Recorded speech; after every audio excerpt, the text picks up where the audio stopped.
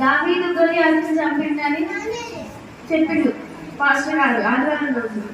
తెలుసుకునే వాళ్ళు ఏం చేస్తారు, విని వెళ్ళిపోతారు. అదే నేర్చుకునే వాళ్ళు పదే పదే మనసులో దావీదు గొలియాతుని చంపిండంట, దావీదు గొలియాతుని చంపిండంట అని చెప్పి మనసులో ఉంటే నెమరు వేసుకుంటూ ఉంటారు.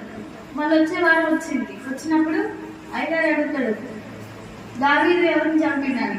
తెలుసుకునే వాళ్ళు చెప్తారా, నేర్చుకునే వాళ్ళు చెప్తారా? తెలుసుకునే వాళ్ళు అప్పుడు చెప్పి విని వదిలేస్తారు. కాబట్టి వాళ్ళు గుర్తుండదు. నేర్చుకున్న వాళ్ళకి మాత్రమే గుర్తుంటది. మనం మన జీవితంలో కూడా తెలుసుకునే విషయాలు కొన్ని ఉంటాయి, నేర్చుకునే విషయాలు కొన్ని ఉంటాయి. మనకి అనవసరమైన విషయాన్ని మనం ఏం చేయాలి, తెలుసుకొని వదిలేయాలి. అవసరమైన విషయాన్ని నేర్చుకోవాలి. కానీ మనం ఏం చేస్తాం, అవసరం లేని విషయాలు నేర్చుకుంటాం, అవసరం ఉన్న విషయాన్ని తెలుసుకుంటాం. మనమంతా ఆయన విషయాలని, యేసయ్యని గురించిన విషయాన్ని ఎప్పుడు నేర్చుకునే వాళ్ళంగా, నేర్చుకునే బిడ్డలంగా ఆసక్తి కలిగి ఉండాలంట. నేర్చుకోవాలా తెలుసుకోవాలా?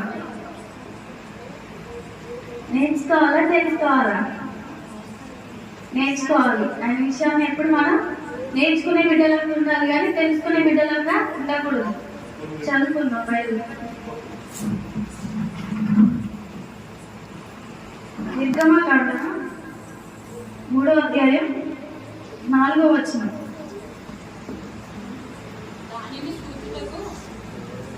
దానిని చూచుటకు అతడు ఆ తట్టు వచ్చుట యెహోవా చూచెను.